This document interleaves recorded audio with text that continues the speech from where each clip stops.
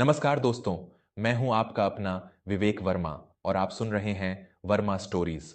हमारे सनातन धर्म में प्रकृति और पशु पक्षियों का एक विशेष स्थान है और जब बात गौ माता की आती है तो हमारे शास्त्र कहते हैं कि एक गाय के भीतर 33 कोटि देवी देवताओं का वास होता है। लेकिन आज की इस भाग दौड़ डीएच भरी और आधुनिक दुनिया में हम अक्सर अपने घर की सजावट और सफाई के चक्कर में इतने अंधे हो जाते हैं कि घर के दरवाजे पर आए किसी भूखे या बेजुबान जीव का तिरस्कार कर बैठते हैं। क्या आपने कभी सोचा है कि जिस घर की महिला, जिसे हम घर की लक्ष्मी कहते हैं, यदि वह गौ माता का अपमान करे या उसे दुत्कारे तो उस घर का वास्तु और उस स्त्री का जीवन कैसे भयंकर रूप से तबाह हो सकता है। आज की हमारी कहानी केवल एक कथा नहीं है, बल्कि भगवान श्री हरिविष्णु द्वारा बताया गया वह परम रहस्य है जो हर घर की स्त्री और पुरुष को जानना चाहिए। आज हम जानेंगे कि गौ माता के श्राप से एक स्त्री के जीवन में कौन से महादुख आते हैं और घर का वास्तु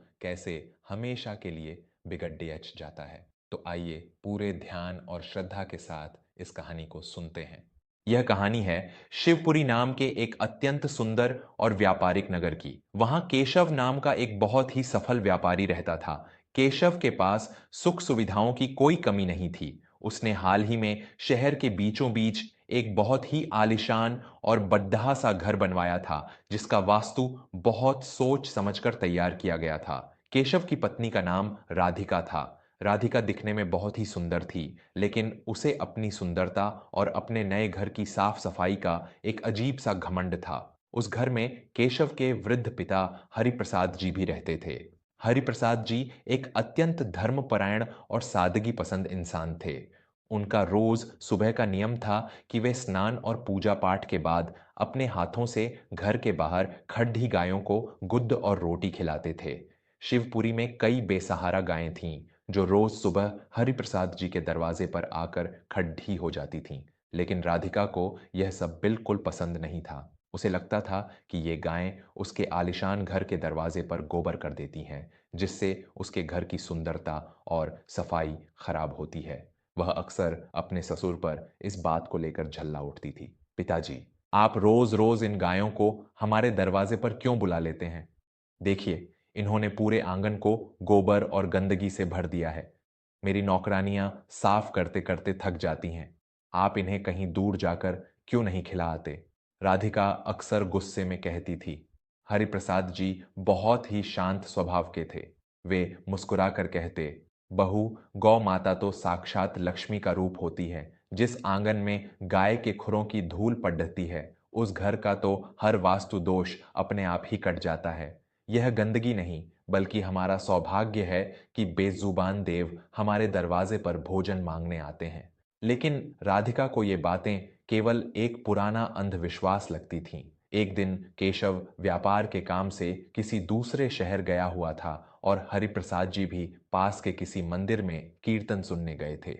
घर में राधिका अकेली थी। उसने अपने घर के बाहर कुछ बहुत ही महंगे और सुंदर फूलों के गमले रखवाए थे। दोपहर का समय था और धूप बहुत तेज थी। तभी एक भूखी और प्यासी गाय, जो कि गर्भवती भी थी, राधिका के घर के दरवाजे पर आ गई। भूख के कारण वह गाय राधिका के नए गमलों में लगे फूलों को खाने लगी। जैसे ही राधिका की नजर उस गाय पर पड़ी, उसके सिर पर खून सवार हो गया। अरे, इस मनहूस जानवर ने मेरे इतने महंगे फूल खा लिए। आज तो मैं इसे ऐसा सबक सिखाऊंगी कि यह कभी इस गली में कदम नहीं रखेगी। राधिका ने गुस्से में एक मोटी सी लाठी उठाई और दरवाजा खोलकर बाहर आई।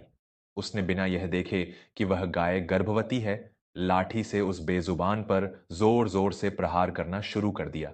गाय दर्द से रंभाने लगी, लेकिन राधिका का क्रोध शांत नहीं हुआ। उसने पास ही बाल्टी में रखा हुआ गंदा पानी उस भूखी और प्यासी गाय के मुंह पर फेंक दिया। भाग यहां से, और आज के बाद अगर इस घर के आसपास भी दिखी तो तेरी टांगें तोड़ ढा दूंगी। राधिका जोर से चिल्लाई। गाय की आंखों से मोटे मोटे आंसू गिरने लगे। उसने एक बार पीछे मुद्दाकर राधिका के उस बड्ढे से घर को देखा और दर्द से कराहती हुई वहां से चली गई। राधिका को लगा कि उसने एक बहुत बड़ा काम कर लिया है और अपना घर साफ कर लिया है। लेकिन दोस्तों, बेजुबान के आंसुओं में जो आग होती है वह बढ़े से बढ़े साम्राज्य को भस्म कर सकती है। उस गर्भवती गौ माता की आंखों से गिरे उन आंसुओं ने राधिका के जीवन और उस घर के वास्तु में ऐसा जहर घोल दिया जिसकी कल्पना भी किसी ने नहीं की थी। अगले कुछ ही महीनों में उस आलिशान घर की पूरी तस्वीर बदल गई। जो राधिका अपनी सुंदरता और स्वास्थ्य पर इतना इतराती थी, अचानक उसे एक ऐसी रहस्यमयी बीमारी ने घेर लिया जिसका कोई इलाज बड्ढे से बड्ढे डॉक्टर को समझ नहीं आ रहा था। उसके पेट में और विशेषकर उसके गर्भाशय के पास हमेशा एक असहनीय दर्द रहने लगा। उसके शरीर का खून जैसे सूखने लगा था। जो चेहरा गुलाब की तरह खिलता था, वह अब पीला और मुरझाया हुआ हो गया था। इतना ही नहीं, घर का वास्तु और ऊर्जा पूरी तरह से नकारात्मक हो गई। केशव के व्यापार में अचानक भारी घाटा होने लगा। पति पत्नी के बीच जो हमेशा प्रेम रहता था, वह अब हर रोज की चीख पुकार और लड्ढाई झगड़े में बदल गया। घर में पैसा आना जैसे रुक सा गया था। हरिप्रसाद जी भी अपनी बहू की इस हालत और घर की इस बर्बादी को देखकर दिन रात रोते रहते थे। एक दिन हरिप्रसाद जी को पता चला कि शहर के बाहर एक बहुत ही पहुंचे हुए सिद्ध संत अर्ष ज्ञानेश्वर का आगमन हुआ है। ऋषि ज्ञानेश्वर आयुर्वेद और शास्त्रों के बहुत बड्ढे जाता थे। हरिप्रसाद जी अपने बेटे केशव और बीमार राधिका को लेकर किसी तरह ऋषि जी के आश्रम पहुंचे। राधिका दर्द के मारे ठीक से खड़ी भी नहीं हो पा रही थी। केशव ने ऋषि ज्ञानेश्वर के चरणों में गिरकर कहा, ऋषिवर, मेरी पत्नी को बचाइए। इसे कौन सा भयंकर रोग लग गया है? हमारा हंसता खेलता परिवार, हमारा व्यापार, सब कुछ अचानक तबाह हो गया है। ऐसा लगता है जैसे हमारे घर को किसी की बहुत बुरी नजर लग गई है। ऋषि ज्ञानेश्वर ने अपनी आंखें बंद की और ध्यान में बैठ गए। कुछ पलों के बाद जब उन्होंने अपनी आंखें खोलीं तो उनकी आंखों में क्रोध और करुणा दोनों का मिश्रण था। उन्होंने राधिका की तरफ देखते हुए बहुत ही कदकती हुई आवाज में कहा, नजर किसी बाहरी इंसान की नहीं, बल्कि तुम्हारे अपने कर्मों की लगी है पुत्री। तुमने अपने अहंकार और थोथे दिखावे के लिए साक्षात देवी का अपमान किया है। तुमने एक भूखी, प्यासी और गर्भवती गौ माता को लाठियों से पीटा है। क्या तुम जानती हो कि गौ माता के इस श्राप से एक स्त्री के जीवन पर क्या असर पड़ता है? राधिका कांप उठी। उसे वह दोपहर याद आ गई जब उसने उस बेजुबान पर लाठियां बरसाई थीं। उसका सिर शर्म से झुक गया और आंखों से आंसू बहने लगे। आशी ज्ञानेश्वर ने उस परम रहस्य को खोलते हुए कहा, एक बार बैकुंठ धाम में माता लक्ष्मी ने भगवान श्री हरि विष्णु से पूछा था कि हे नाथ, जो स्त्री गौ माता का अपमान करती है या उसे मारती है, उसका भाग्य कैसा होता है? तब भगवान विष्णु ने जो उत्तर दिया था, उसे आज तुम सभी ध्यान से सुनो। ऋषि जी ने बताना शुरू किया। भगवान श्री हरि ने कहा, हे प्रिय, गौ माता मेरे हृदय के सबसे करीब है। जब कोई स्त्री जो स्वयं एकमात्र शक्ति है किसी भूखी या बेसहारा गाय को अपने दरवाजे से मारकर भगाती है, तो उस गाय की आत्मा से जो आह निकलती है, वह उस घर की नींव को हिला देती है। पहला श्राप यह लगता है कि उस घर का वास्तु पूरी तरह नष्ट हो जाता है। जिस घर के दरवाजे से गाय रोती हुई लौटती है, मैं और तुम यानी विष्णु और लक्ष्मी उस घर का हमेशा के लिए त्याग कर देते हैं। वहां दरिद्रता और क्लेश अपना स्थायी निवास बना लेते हैं। ऋषि जी ने राधिका की आंखों में देखते हुए आगे कहा, भगवान ने दूसरा और सबसे भयंकर श्राप यह बताया है कि जो स्त्री किसी गर्भवती या दूध देती हुई गाय पर प्रहार करती है, उस स्त्री के शरीर के वे अंग जो सृजन करते हैं, यानी उसका गर्भाशय और उसका स्वास्थ्य पूरी तरह से रोगों से घिर जाता है। उस बेजुबान मां का दुख प्रहार करने वाली स्त्री के मातृत्व और उसके स्त्रीत्व को जलाकर राख कर देता है। उसे ऐसे रोग लग जाते हैं जिनका कोई उपचार किसी औषधि में नहीं मिलता। वह स्त्री समय से पहले बुढ़ापे और भयंकर शारीरिक पीड़ा का शिकार हो जाती है। यह सब सुनकर केशव और हरिप्रसाद जी स्तब्ध रह गए। राधिका तो फूट फूट कर रो रही थी। वह जमीन पर लेट गई और आरशी जी के चरण पकड़ डांच लिए। मुझसे बहुत बड्ढा पाप हुआ है अर्शिवर। मेरे अहंकार ने मेरी मति भ्रष्ट कर दी थी। मैंने केवल अपने घर के फर्श की सफाई के लिए अपने जीवन को ही गंदा कर लिया। मुझे क्षमा कर दीजिए। क्या मेरे इस घोर पाप का कोई प्रायश्चित नहीं है? मैं इस पीड़ा से अब और नहीं जी सकती। राधिका ने सिसकते हुए कहा।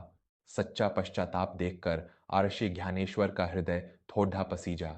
उन्होंने कहा, पुत्री, बेजुबानों की अदालत में सजा जितनी कठोर होती है, उनकी क्षमा भी उतनी ही बड़ी होती है। भगवान श्री हरि कहते हैं कि गौ माता स्वभाव से बहुत दयालु होती है। यदि तुम सच में अपने कर्मों का प्रायश्चित करना चाहती हो और अपने घर का बिगड़ा हुआ वास्तु ठीक करना चाहती हो, तो कल से ही अपना यह अहंकार और रेशमी वस्त्र त्याग दो। आर्षि जी ने उपाय बताते हुए कहा, आज से तुम्हें रोज सुबह सूर्योदय से पहले उठकर अपने गांव की गौशाला में जाना होगा। वहां जाकर अपने ही हाथों से गायों के गोबर को साफ करो, उस स्थान को धो और उन्हें अपने हाथों से हरा चारा और गुद्द खिलाओ। विशेषकर उस गाय को खोजो जिसे तुमने मारा था और उसके मस्तक पर हाथ फेरकर उससे क्षमा मांगो। जब गौ माता की आंखों में तुम्हारे लिए करुणा आ जाएगी और वे तुम्हारे हाथों से प्रेम से चारा खाने लगेंगी, तब तुम्हारे शरीर का रोग और तुम्हारे घर का दोष दोनों कट जाएंगे। राधिका ने रोते हुए यह प्रण लिया कि वह अपना पूरा जीवन अब इस पश्चाताप में लगा देगी। अगली ही सुबह राधिका, जो कल तक अपने घर के फर्श पर एक तिनका नहीं सह सकती थी, वह एक साधारण सा सूती वस्त्र पहनकर नगर की सबसे बड़ी गौशाला में पहुंच गई। उसने अपने ही हाथों से गोबर उठाया, गौशाला को साफ किया और गायों की सेवा की। कुछ दिन बाद उसे वही गाय मिली जिसे उसने पीटा था। उस गाय ने एक सुंदर से बछड़े को जन्म दिया था। राधिका उस गाय के गले लगकर बहुत रोई और उसने अपने हाथों से उसे गुद और चारा खिलाया। गाय ने भी अपने स्वभाव के अनुरूप राधिका के हाथ को चाट लिया। जैसे ही गाय ने राधिका को अपना प्रेम दिखाया, राधिका को ऐसा महसूस हुआ जैसे उसके भीतर की सारी पीड़ा, सारा रोग धीरे धीरे खत्म हो रहा है। राधिका ने यह नियम बना लिया, उसने अपने घर के बाहर गायों के लिए एक पक्की नांद, पानी और चारा रखने की जगह बनवा दी। देखते ही देखते 6 महीने बीत गए। राधिका का रोग पूरी तरह से चमत्कारिक रूप से समाप्त हो गया। उसके चेहरे की रौनक वापस आ गई। केशव का व्यापार फिर से ऊंचाइयों को छूने लगा और उनके घर का वास्तु इतना सकारात्मक हो गया कि जो भी उस घर में आता, उसे एक असीम शांति का अनुभव होता। हरिप्रसाद जी भी अब बहुत खुश थे। तो दोस्तों, हमारी आज की इस कहानी से हमें क्या सीख मिलती है? आज हम अपने घरों को सजाने के लिए लाखों रुपए खर्च कर देते हैं, महंगे महंगे वास्तु के यंत्र लाते हैं, लेकिन हम उस सबसे बड़े वास्तु दोष निवारक को भूल जाते हैं जो हमारे दरवाजे पर खुद चलकर आता है, गौ माता। याद रखिए, कोई भी घर तब तक पवित्र और समृद्ध नहीं हो सकता जब तक उस घर के लोग बेजुबानों का सम्मान नहीं करते। यदि आपके दरवाजे पर कोई गाय, कुत्ता या कोई भी भूखा जीव आता है, तो उसे कभी मारकर या दुत्कार कर ना भगाएं। हो सकता है ईश्वर ने आपकी परीक्षा लेने के लिए उसे भेजा हो। अपनी सामर्थ्य के अनुसार उन्हें एक रोटी या थोड़ा पानी अवश्य दें।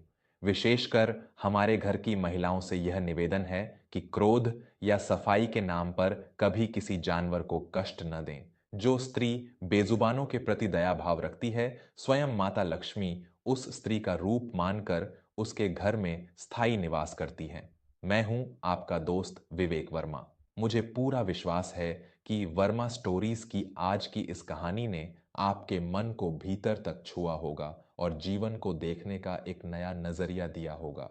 इस कहानी को हर उस परिवार, हर उस व्यक्ति तक जरूर पहुंचाएं जिसे आज इस ज्ञान की सबसे ज्यादा जरूरत है। आपके आसपास क्या कोई गौशाला है? क्या आप भी सुबह गौ माता को रोटी देते हैं? नीचे कमेंट्स में जय गौ माता लिखना ना भूलें। चैनल को सब्सक्राइब करें ताकि हमारी और आपकी यह ज्ञानवर्धक यात्रा ऐसे ही चलती रहे। हमेशा अच्छे कर्म करें, जीवों पर दया करें और ईश्वर पर अटूट भरोसा रखें। मिलते हैं अगली कहानी में। तब तक के लिए अपना और अपनों का बहुत ख्याल रखें। नमस्कार।